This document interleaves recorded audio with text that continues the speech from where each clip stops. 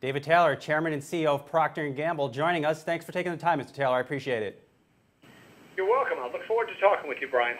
So there's obviously has been a lot going on with Procter Gamble over the past couple of months, but I wanted to open the floor to you. Who is Procter Gamble right now?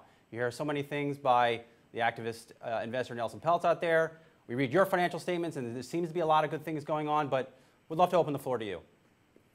Well, certainly, P&G is a profoundly different and a much stronger, more profitable company. We've gone through a major transformation the last several years and adjusted our portfolio, our efforts in productivity. We've accelerated our already strong innovation program and made changes in our organizational design and strengthened our culture to deliver sustainable, balanced results going forward. Take us through the innovation. I think that's been a key point in what Mr. Peltz has put out in this large, almost 100-page document. What does innovation look like in Procter & Gamble right now? Innovation at P&G are brands that delight consumers, that make a difference in their daily life, and that are superior to the alternatives in the categories that we compete. And there's many external measures that I think validate that P&G's innovation engine is alive and well. One good example, and I'll take the U.S., which is our largest market, is IRI does a report each year called the Pacesetter Report. In this last year, we had 5 of the top 10 innovations in the U.S., 7 of the top 25, and if you go back even for the last 20 years, you'll find P&G has dominated that list. We have more than 6 of the largest competitors combined. So the innovation engine that has helped fuel our company over the decades is alive and well, and it shows up in our leading brands that in most of the categories we compete, we own. What do you think he's missing here? I think he called the innovation machine is broken, but to be fair, I walk the supermarket aisles, I walk some of your biggest customers, Walmart, Target, and I see new products. What might Mr. Peltz be missing?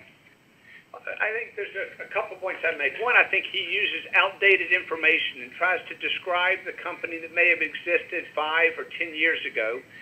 Secondly, I think he mischaracterizes innovation as only being new brands you've never heard of. Frankly, a lot of our innovation shows up on brands consumers love and trust. Tide has been a great brand for a number of years, and we innovated the new form Tide Pods, which is growing fast in all the markets we've launched it in. We've innovated in the adult incontinence area with Always Discreet, and it's growing share in each of the markets it's in, double digit, which he wouldn't count. Unstoppables in the fabric refresher category is launched, and it's over $250 million and growing because it brings extended freshness or freshness over time to clothes that didn't exist before. So there's a number of examples across our portfolio where we're bringing innovation to brands consumers trust and love, and new forms to many of them, which are powerful innovation that grows the brand and importantly grows the category, which is important not only for us but important for our customers. Are you open to launching new platforms? Is that something you're close to doing? Do you want to do it? Is it possible? I mean, it's a very crowded supermarket aisles out there across all over the place. We're open to launch new brands when we find it appropriate or enter new spaces with new brands or new forms of existing brands. Certainly, both are important, but the core of our growth has been and will continue to be innovating in our 10 core categories on brands consumers trust and love. And we will be looking at, and we are looking at, new spaces to extend our presence in places where consumers shop. And we've funded that as part of our future upstream innovation, which we certainly don't talk about until we're ready to announce.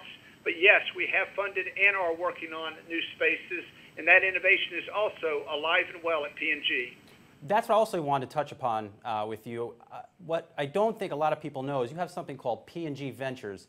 Take us through that. What type of things, what does that business do? Are you looking at launching new products? It seems very early stages. Yeah, it certainly is the early stages, but the P&G Ventures is a supplement to the 10 core categories, and that group is a very strong group of innovators that looks at new spaces that we believe we could play in, where we could bring products that solve problems and where performance is a key driver of purchase intent, and that it plays to our strengths and capabilities. And so there are actually many transaction learning tests where we've got products or prototypes out in front of consumers or in consumers' homes being evaluated as we speak. But again, until we're ready to announce things, it's proprietary on the specific categories. But we're absolutely committed to growing what we have and growing additional spaces, what we call new jobs to be done, that can delight consumers, build our business, and create value for share owners. Do you feel any pressure to go out and acquire business? I believe that's one of Mr. Peltz's many sticking points. You haven't used a lot of cash to go out and buy businesses. Do you feel as the heat is on to do that? Do you feel you have to do that, or the innovation is inside P&G? It just has to be unlocked maybe quicker?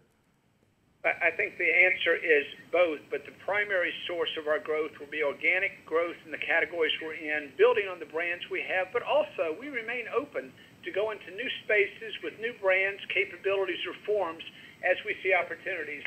Where I differ from Mr. Peltz is the belief that we ought to shift away from large brands, saying that large brands don't matter, when in fact, whether you go on e-commerce sites or whether you go in limited distribution stores or in the established stores that exist, today, what consumers look for most often is brands they trust that perform well over time, and that's our brands. In fact, our 10 largest brands have grown as fast or faster than the company average last year. Why? Because consumers trust them and they deliver.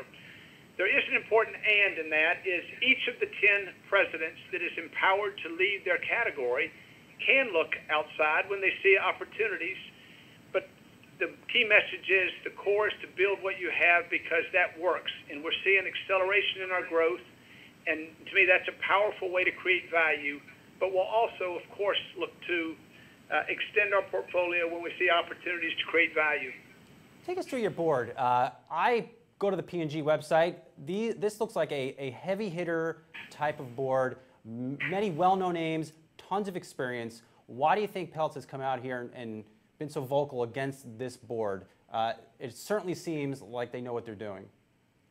They certainly know what they're doing. It is an outstanding group of individuals that have distinguished careers, and they're very dedicated to helping P&G. So if I look at the independent directors on P&G, most of them you probably know, or all of them you may have heard of, because they all were successful in their home companies or previous professional lives, and they're extremely focused at helping P&G continue to grow and to represent all share owners.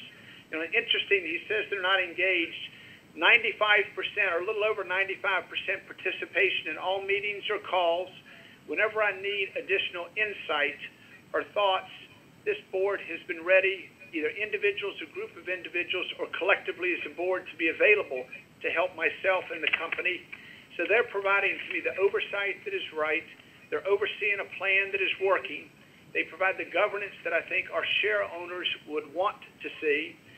And they are very engaged and are appropriately demanding of management to improve results. Why would, and I'm using your words and a quote in another interview, putting Peltz on the board, why would he be dangerous? Does he not have the type of experience that you're looking for in a candidate? But take us through that a little bit. Yeah, I think there's several areas that I believe it is just not right or appropriate right now to add Nelson Peltz to the board. And there's two different ways to look at it. One, to me, we have a very strong governance process that identifies the skills and abilities that are appropriate for future growth and to represent all share owners. And going through that filter, he hasn't been the best pick. We've just recently added someone that I think is a better illustration of what we would want for the future, which is an Amy Chang that brought a tremendous level of technical skills that have been applied in our industry, and both innovation, fast cycle innovation, as well as understanding how to leverage the digital ecosystem into our industry. Those kind of skills, I think, are additive to what our board currently has, and we already have pretty strong skills with both Scott Cook and Meg Whitman being very accomplished leaders in the tech space. But specifically, he's got some ideas that I think could have a negative impact on our company. And one would be eliminating corporate R&D, or he called it corporate R&D as a hobby. In P&G, we have strong R&D in each one of our businesses, but we also see value in having a more focused group of outstanding innovators that bring innovation that may impact many of our categories and that may have a scope beyond what each individual business may choose to take on. And we've got many examples over time where innovation or process innovation, product or process innovation or package innovation has had an impact across multiple business units, and it would not have happened had not the company funded it. So to me, there's a role for both, and I think he takes a short-sighted view of innovation, and maybe that comes from his background in food, where he believes small brands, more flavor, and short-term changes drive growth. In our industry, there's a development, an industrialization, and a commercialization process that requires, to me, more thought and investment in a longer time frame in many cases that he may not fully understand. And unfortunately, he hasn't asked many questions. He's more asserted what we should go do from the very beginning of our meetings. I'm more than willing to listen to him as an engaged investor, and I respect his track record as an investor. But I also believe you've got to have industry-specific knowledge to understand what it takes to innovate and win over time. And I'm worried about the short, mid, and long term. Do you think he's just being short-sighted here? He wants to come in, possibly break up P&G, boost the stock, and then head for the hills with his profits? I'm listening to you here, and it sounds as if the company might just be on the right direction. It's a longer term. You have to plan things out in the future, but Mr. Peltz may not understand that. Yeah, I would agree with that statement. The company has made the changes and will continue to make changes to ensure that we're set up to win in the future. And it's showing up in the improvement we delivered last year, and we continue to deliver. Having said that, I think, yes, in your statement, I think he both has outdated information and hasn't sought to understand the changes that we've made and the progress that we're seeing. I think one of the worst things we could do for investors now would be to reorganize the company and disable some of the long-term innovation that is important for future growth. So I will continue to listen to him as an investor, but believe it's in the best interest of our share owners, our employees, and all the stakeholders to support an outstanding board that's engaged and helping to oversee the transformation that's right now showing results. Let's talk of products for a little bit. Walmart came out with launching a new service. They're going to come into your home and deliver products to your fridge. How is the retail environment? It seems to be changing each day, much more online, mobile. How are you adapting to this? Well, certainly your observation is very correct in that the retail environment is going through a transformation. And part of what we need to do as a major consumer products company that plays across many categories is to have our brands available across any channel or environment the consumer wants to shop. So we now have, to me, a very accomplished and well-developed e-commerce capability, work with our retailers. Today we have a $1 billion e-commerce business in the U.S., China, and Europe, and we have shares on e-commerce that are comparable to our offline share because we've got products and packages and programs that work on e-commerce, and then we also have products and packages and programs that work for our bricks and mortar customers and for the very fast-growing, small format, limited selection in many parts of the world. And that may show up in a variety of small formats for existing big retailers. It may show up in a variety of different formats around the world. But we need to be ready to meet the shopper with brands that they prefer in sizes and price points that meet their needs. And P&G's positioned well to do that. Are you testing a store? I was looking over the last earnings call. I mean, there's so much debate on Wall Street if you should go directly consumer. Do you want to have a P&G store or a Tide or a Crest-only store? Is that what the future holds for P&G? Yeah, P&G is testing a variety of formats, and we remain open to go to market in whatever way the consumer prefers. What I have seen to date is most consumers want to go through aggregators, and that could be a bricks and mortar customer that's got a .com capability that's really an omni-channel retailer, which is fine. It could be a pure e-commerce player. But I haven't seen in our space consumers want to have accounts with every manufacturer for daily use items. Having said that, we do have a company store that helps us to learn about consumers and continue to build relationships with consumers. And I think it's one we ought to continue to experiment and recognize that this space is evolving. But at this time, most consumers have demonstrated that they want to shop at aggregators. Last question. You have spent many years at P&G. You have risen the ranks. You have touched so many businesses, and in many respects, you've worked your tail off to get where you are today. How is this process, Mr. Peltz? What have you learned from it? What have you learned about yourself as a leader, about P&G? Just anything. I've certainly, on any significant event, you learn something, and this has certainly been one that has demanded a lot of time and attention. I've had an opportunity to meet with many, many investors, and I thought I've got a much better understanding of what it is they're looking for out of our company. And interestingly, and very encouraging, is most of them are longer term, and they want to balance short, mid, and long term. And I've got just increased conviction on the need for us to reliably deliver results across each time frame. I also seen P&G people come together because they're being challenged and questioned, and this has been a great rallying cry inside the company to deliver outstanding, sustained top and bottom line results. And certainly I believe all P&G people recognize that we're being questioned by someone from the outside that's got limited and outdated information. But the best answer to that is strong results that get better over time, and that's what we're going to do. But I am convinced we have the right people, the right plan, the right portfolio to win going forward.